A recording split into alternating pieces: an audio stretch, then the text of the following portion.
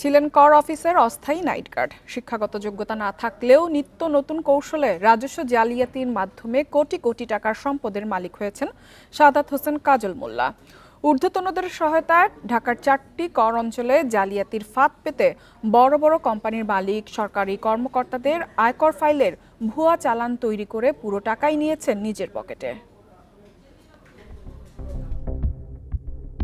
ঢাকা কর অঞ্চল 3-এর একজন কর্মকর্তার রিটার্ন যাচাই করতে গিয়ে দেখা যায় তার বেতন থেকে 90 লাখ টাকা উৎসেকর কাটা হলেও চালান জমা হয়েছে মাত্র 36 লাখ টাকার। তিনি প্রতি বছর পুরো অর্থ দিয়ে আসলেও তার ফাইলে সংযুক্ত সব চালানি জাল। গত 13 বছরের আয়কর রিটার্ন যাচাই করে দেখা যায় প্রায় 18 কোটি টাকা কর ফাঁকি হয়েছে। এছাড়া একই কর অঞ্চলে শীর্ষ 3 কর্মকর্তার কর ফাইলে প্রাথমিকভাবে প্রায় 22 কোটি 24 লাখ টাকার ফাঁকি বের হয়েছে, যা আয়কর গোয়েন্দার অনুসন্ধানে উঠে এসেছে। মানে 1997 থেকে কমিশনার যারা আছে সার্কেলের সবার সাথে সে কাজ করতো। দ্যাট ইজ হাউ আমাদের এখানে হাজির হলো। ঢাকা কর অঞ্চল 1-এর ঘটনা আরও চাঞ্চল্যকর। নিয়মিত 2 জন করদাতার 2019-20 ও 20-21 করবর্ষ এবং 2013-14 হতে 18-19 করবর্ষের রিটার্নের ফাইল সরিয়ে নেওয়া হয়। তাদের মূল আয়কর ফাইল নষ্ট করে রিটার্নে ইচ্ছেমতো তথ্য সংযোজন করে নতুন রিটার্ন তৈরি ও সই জাল করা হয়। জালিয়াতি করে প্রায় 40 কোটি টাকার ভুয়া ক্যাপিটাল ও সম্পদ দেখানো হয়, যাতে কর ফাঁকি হয়েছে প্রায় 15 কোটি টাকা। এমন অস্বাভাবিক ফাঁকির অনুসন্ধান করতে গিয়ে আয়কর গোয়েন্দা ও তদন্ত ইউনিট খুঁজে পান এক ভয়ঙ্কর প্রতারক চক্রের, যার মূল হোতা ছিলেন সাদাত হোসেন কাজল মোল্লা। কর অফিসের নাইট গার্ড হয়েও নিজেকে পরিচয় দিতেন কর আইনজীবী হিসেবে। সাথে বিভিন্ন কর অঞ্চলের 4 কর্মচারীদের সঙ্গে নিয়ে করদাতার নথির রেকর্ড পরিবর্তন, মূল রেকর্ড নষ্ট ও কর্মকর্তার সই জাল করতেন তারা। অভিযোগ প্রমাণ পাওয়ায় একজনকে বাধ্যতামূলক অবসর ও বাকিদের সাময়িক বরখাস্ত করা হয়। অস্থায়ী নাইট গার্ড কাজল মোল্লার আয়কর নথি বিশ্লেষণে দেখা যায় কোটি কোটি টাকার সম্পদ গড়েছেন তিনি। তার আয়কর ফাইলেও মোট সম্পদ দেখানো হয়েছে 8 কোটি 68 লাখ টাকার। দায়দেনা দেখিয়েছেন 3 কোটি 80 লাখ টাকা। বিশ্লেষকরা বলছেন এমন ঘটনায় করদাতা ও আয়কর কর্মকর্তাদের দায় রয়েছে। সে কি প্রকৃত কর আইনজীবী নাকি সে প্রতারক? আমাদের যারা কর প্রদান করে তাদেরকে একটু রেসপন্সিবল হওয়ার জন্য আমি বিনীতভাবে অনুরোধ জানাবো। এমন ঘটনা এড়াতে প্রতারকদের বিষয়ে সচেতনতার পাশাপাশি দৃষ্টান্তমূলক শাস্তি দাবি বিশ্লেষকদের। তৌহিদ রানা, ইন্ডিপেন্ডেন্ট নিউজ, ঢাকা। আওয়ামী ফ্যাসিবাদের পতন এবং ছাত্র জনতার বিজয়ের বর্ষপূর্তি উপলক্ষে রাজধানীর নয়াপল্টন থেকে বিজয় র্যালির আয়োজন করেছে বিএনপি। এ বিষয়ে আরো বিস্তারিত জানাতে যোগ দিচ্ছেন সহকর্মী রিফাত আলম। এই মুহূর্তে শোভাযাত্রা কোথায়, কোন এলাকায় রয়েছে, এই বিষয়ে নেতাকর্মীরা কি বলছেন?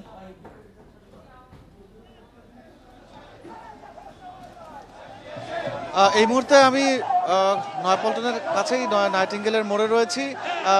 আগেই জানিয়েছিলাম যে ফ্যাসিবাদ বিরোধী এবং বর্ষপূর্তিতে যেই আয়োজন, সেই আয়োজনটি কিছুক্ষণ আগে শেষ হয়েছে আনুষ্ঠানিকতা, এবং তারেক রহমান র্যালির ঘোষণা দিয়েছেন এবং আনন্দ উদযাপনের উদ্বোধন করেছেন। আমি একটু দৃশ্যটাই দেখাই আপনাকে। একের পর এক র্যালি যাচ্ছে, এক বিজয়নগর হয়ে, প্রেস ক্লাব হয়ে শাহবাগের দিকে যাচ্ছে।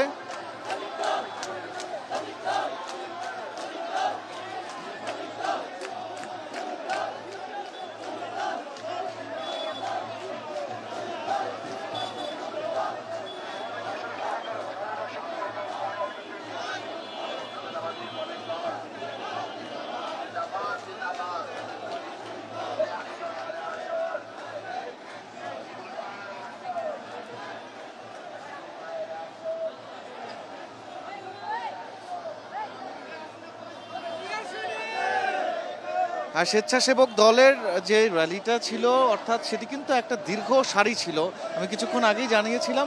তারপর কিন্তু বিভিন্ন সংস্থা, বিভিন্ন অঙ্গ সংগঠনের এক এক করে কিন্তু নয়াপল্টন থেকে নাইটিঙ্গেল মোড় হয়ে, বিজয়নগর হয়ে তারা একেবারে শাহবাগে গিয়ে এর সমাপ্ত করবেন। এই মুহূর্তে জাতীয়তাবাদী শ্রমিক দলের ঢাকা মহানগরের উত্তরের বিভিন্ন ইউনিট একের পর এক যাচ্ছেন এবং সকলেই শ্রমিক দলের যে ব্যানারটি, সেই ব্যানারটি সকলের হাতেই আমরা দেখতে পাচ্ছি।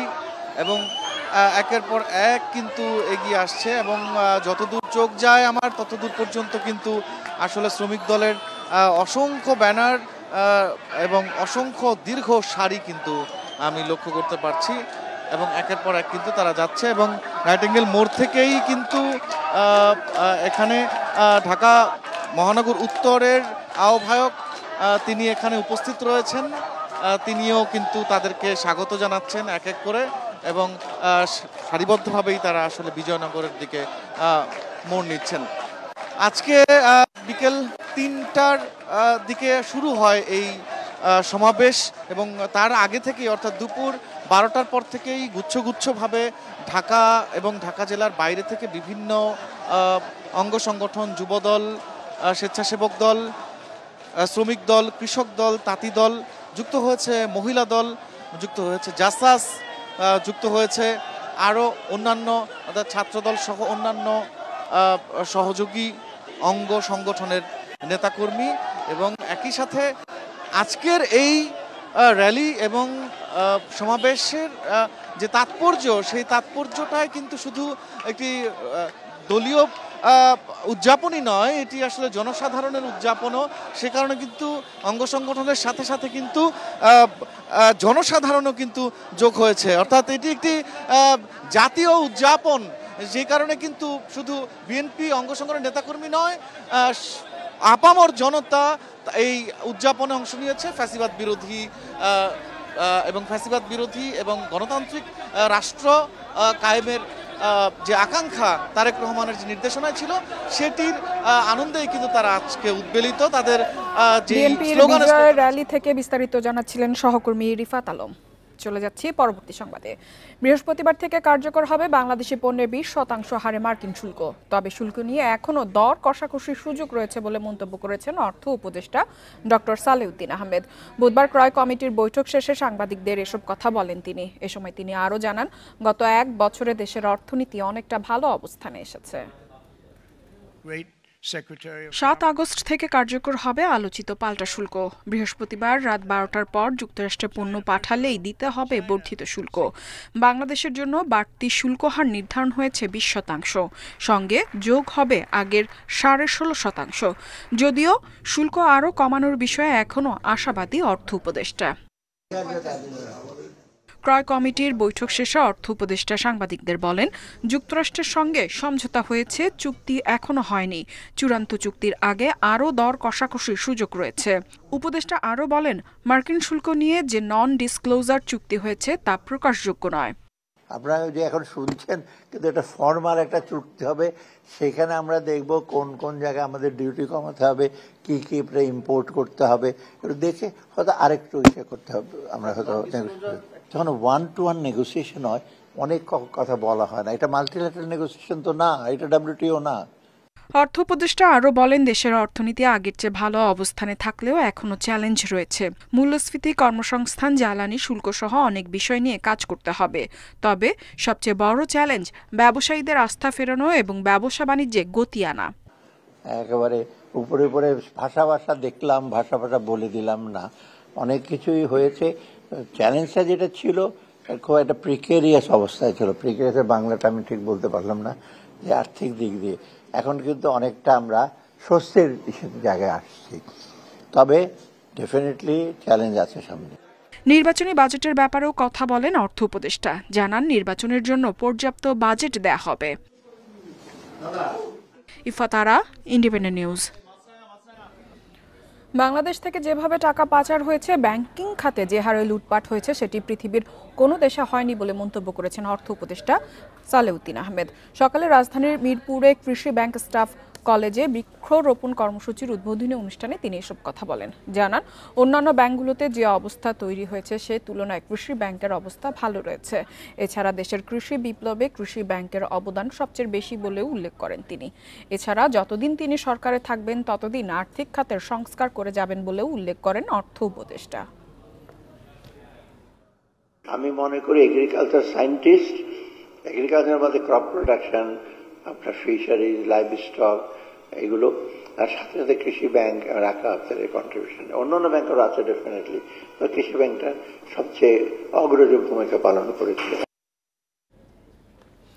জুলাই অভ্যুত্থানের এক বছরে বেশ কিছু কাঠামোগত উদ্যোগ ও সংস্কার হয়েছে ব্যাংকিং খাতে। বৈধ পথে রেমিটেন্সের পরিমাণ বাড়ায় শক্তিশালী হয়েছে বৈদেশিক মুদ্রার রিজার্ভও। যদিও বিশ্লেষকরা বলছেন দীর্ঘমেয়াদী পরিবর্তন আনতে দরকার কঠোর নজরদারির। অনিয়ম, দুর্নীতি ও লুটপাটে জর্জরিত ব্যাংক খাতকে টেনে তুলতে গত বছর আগস্টে অর্থনীতিবিদ আহসান এস মনসুরকে দেয়া হয় কেন্দ্রীয় ব্যাংকের দায়িত্ব। এরপর ব্যাংকিং খাতে নানা সংস্কারের উদ্যোগ নেয় বাংলাদেশ ব্যাংক। রিয়েল ইন্টারেস্ট রেটটা পজিটিভ, পলিসি ইন্টারেস্ট রেট। 14টি ব্যাংকের পরিচালনা পর্ষদে আসে ব্যাপক রদবদল। দেশি বিদেশি ব্যক্তিদের নিয়ে গঠন করা হয় 3টি টাস্কফোর্স। দুর্বল ব্যাংকগুলো আমানতকারীদের অর্থ ফেরত দিতে ব্যর্থ হলে তারল্য সহায়তা দিয়ে এগিয়ে আসে কেন্দ্রীয় ব্যাংক। এক বছরে ব্যাংকিং সেক্টরের প্রকৃত চিত্র, সেটা হাল বলি বা বেহাল বলি, সে অবস্থার জাতির কাছে তুলে ধরতে সক্ষম হয়েছে। কোনো প্রকার ক্যামোফ্লেজ আর কেন্দ্রীয় ব্যাংক করেনি। যা প্রকৃত চিত্র, সেটা বর্তমান প্রশাসনের বিপক্ষে গেলেও আমরা কিন্তু কার্পণ্য করিনি প্রকৃত চিত্র জনগণের সামনে তুলে ধরার ক্ষেত্রে। জুলাই অভ্যুত্থানের পর ডলারের বাজারে স্থিতিশীল রাখতে বেশ কিছু পদক্ষেপ নেয় কেন্দ্রীয় ব্যাংক। প্রবাসীদের আন্তরিকতায় ও হুন্ডি কমে যাওয়ায় বাড়তে থাকে বৈদেশিক মুদ্রার প্রবাহ। রেমিটেন্সের পাশাপাশি রিজার্ভে আসে গতি। মূল্যস্ফীতি নিয়ন্ত্রণে নীতিসুধার বাড়ায় বাংলাদেশ ব্যাংক। তবে খেলাপির প্রকৃত চিত্র বের হয়ে আসায় জুন শেষে ব্যাংকিং খাতে খেলাপি 5 লাখ কোটি টাকা ছাড়িয়ে যায়, যা আদায় এখন বড় চ্যালেঞ্জ বলে মনে করেন বিশ্লেষকরা।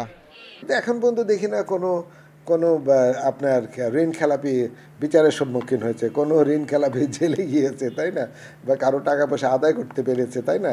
যার কারণে আমাদের এই পুরো ব্যাংকিং সিস্টেম, যাদের কারণে ব্যাংকিং সিস্টেম পুরোটাই আপনার ক্ষতিগ্রস্ত, তাই না, তাদেরকে আরও সিভিয়ারলি হ্যান্ডেল করতে হবে। এখন আমাদেরকে এই জিনিসটা শক্ত পদক্ষেপগুলো নেওয়ার সময় এসছে।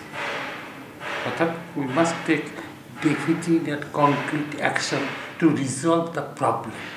অর্থাৎ সমস্যাটা সমাধান করার ক্ষেত্রে একটা দৃঢ় পদক্ষেপ, এটা এখন সময়ের দাবি। স্বাধীন প্রতিষ্ঠান হিসেবে গড়ে তুলতে বাংলাদেশ ব্যাংক অর্ডার নামে নতুন অধ্যাদেশ জারির কার্যক্রম চলছে।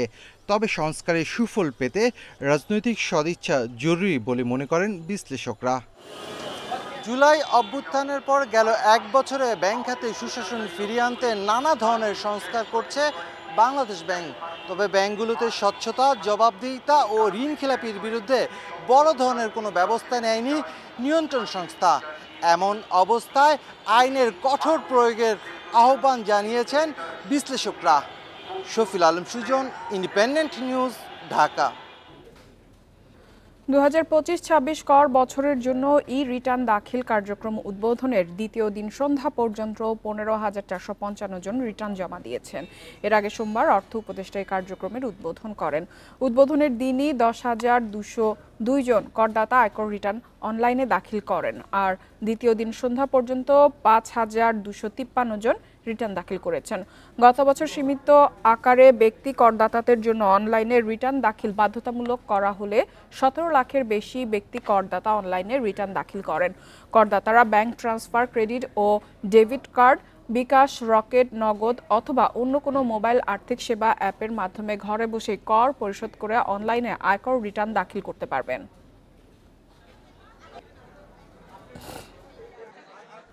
শেয়ার বাজারের খবর। সপ্তাহের চতুর্থ কার্য দিবসে নেতিবাচক দেশের 2 শেয়ার বাজার। এ সময় ডিএসইর প্রধান সূচক কমেছে 14.75 পয়েন্ট। লেনদেন হয়েছে 889 কোটি টাকার বেশি।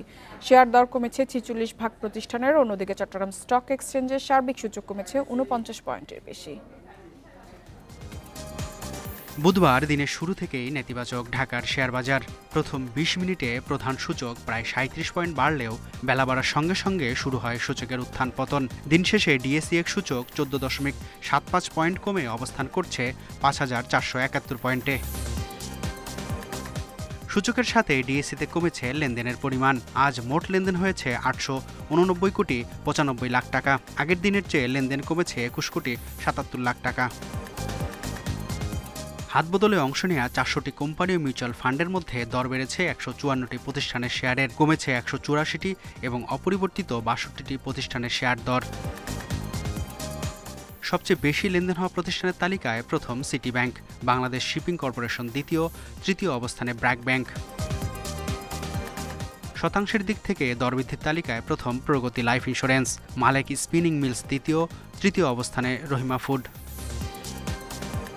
অন্যদিকে চট্টগ্রাম স্টক এক্সচেঞ্জে সার্বিক সূচক ৪৯.03 পয়েন্ট কমে অবস্থান করছে ১৫,৩৫৫ পয়েন্টে। লেনদেন ৫৫,৮৩,০০,০০০ টাকা। মেহেদী হাসান, ইন্ডিপেন্ডেন্ট নিউজ, ঢাকা। দিনাজপুরে পুরো দমে চলছে রোপা আমনের চাষাবাদ। সম্প্রতি ভারী বৃষ্টিতে জমি চাষের উপযোগী হওয়ায় ব্যস্ত সময় পার করছেন কৃষকরা। তবে বৃষ্টি কমলে এবং কৃষি উপকরণের দাম বেশি হয় আমনের উৎপাদন খরচ বাড়ার শঙ্কার কথা জানিয়েছেন তারা। দিনাজপুরে এবার টানা খরায় বিপাকে ছিলেন কৃষকরা। ধানের চারা প্রস্তুত থাকলেও রোপণ সম্ভব হচ্ছিল না। তবে কয়েক সপ্তাহের খরার পর ভারী বৃষ্টিতে ফিরেছে স্বস্তি। রোপা আমন চাষের উপযুক্ত সময় জুলাইয়ের মাঝামাঝি থেকে আগস্টের মাঝামাঝি পর্যন্ত। শেষ সময়টায় ব্যস্ততা কৃষকদের। এদিকে বৃষ্টি কম, শ্রমিক সংকট ও উপকরণের দাম বৃদ্ধির কারণে উৎপাদন খরচ নিয়ে শঙ্কায় পড়েছেন তারা। আমাদের দাবি যেন ধান চাউলের দাম ঠিক থাকে, সার পয়সার দাম যেন আমরা কম পাই। বৃষ্টি না হলে তখন সেচ দিতে হবে, সেচ দিতে গেলে তখন আবার এই পানির খরচটা বাড়বে, তখন আবাদ ফসলের উৎপাদন খরচটা আমাদের বেড়ে যাবে। লেবার পাওয়া যাচ্ছে না, এই জন্য আমাদের একটু তাড়াহুড়ো সমস্যা হয়ে গেছে। জুলাই মাসে দিনাজপুরে স্বাভাবিকের চেয়ে প্রায় ১০০ মিলিমিটার বৃষ্টি কম হয়েছে। তবে চলতি সপ্তাহ জুড়েই বৃষ্টি অব্যাহত থাকার কথা জানিয়েছে আবহাওয়া অফিস। তবে চলতি বছরে ৩০ জুলাই পর্যন্ত বৃষ্টিপাত দিনাজপুরে রেকর্ড করা হয়েছে ২৪৭ মিলিমিটার, যা স্বাভাবিকের চাইতে প্রায় ১০০ মিলিমিটারের মতো। আগস্টে স্বাভাবিক বৃষ্টিপাত হওয়ার সম্ভাবনা রয়েছে। কৃষি বিভাগ বলছে আবহাওয়ার বিরূপ প্রভাবে জেলায় কৃষিকাজ ব্যাহত হচ্ছে। তবে কৃষকদের সব ধরনের পরামর্শ দেওয়ার কথা জানিয়েছেন কর্মকর্তারা। বৃষ্টি হওয়া শুরু হয়েছে, এই বৃষ্টিতে কিন্তু আমাদের রোপণ কার্য দ্রুত সম্পূর্ণ হবে। এতদিন যে কৃষক অপেক্ষায় ছিল সেই বৃষ্টি কিন্তু এখন নিয়মিত হচ্ছে। আশা করি এই বছর আমরা আমনের বাম্পার ফলন উৎপাদন করতে সম্ভব। এবার জেলায় ২,৬০,৮৬০ হেক্টর জমিতে আমন চাষের লক্ষ্য ধরা হয়েছে। এই পর্যন্ত আবাদ হয়েছে মাত্র ৩৫% জমিতে। Independent news. এবার জানাবো বিশ্বের প্রধান মুদ্রার সাথে টাকার আজকের বিনিময় হার। দর অপরিবর্তিত রয়েছে। যুক্তরাষ্ট্র ডলারের বিনিময় হচ্ছে ১২২ টাকা ৮০ পয়সায়। যুক্তরাজ্যের পাউন্ডের দর বেড়েছে, বিনিময় হচ্ছে ১৬৮ টাকা ৩৮ পয়সায়। ইউরোর দর অপরিবর্তিত রয়েছে, বিনিময় হচ্ছে ১৪৬ টাকা ৫০ পয়সায়। দর অপরিবর্তিত ভারতীয় রুপির বিনিময় হচ্ছে ১ টাকা ৪৫ পয়সায়। অপরিবর্তিত সৌদি রিয়ালের দর বিনিময় হচ্ছে ৩২ টাকা ৯০ পয়সায়। দর পরিবর্তন হয়নি আরব আমিরাতের দিরহামেরও, বিনিময় হচ্ছে ৩৩ টাকা ৬০ পয়সায়। কমেছে কুয়েতি দিনারের দর, বিনিময় হচ্ছে ৪০৩ টাকা ৮৪ পয়সায়। এছাড়া মালয়েশিয়ান রিঙ্গিতের দর বেড়েছে, বিনিময় হচ্ছে ২৯ টাকা ২১ পয়সায়।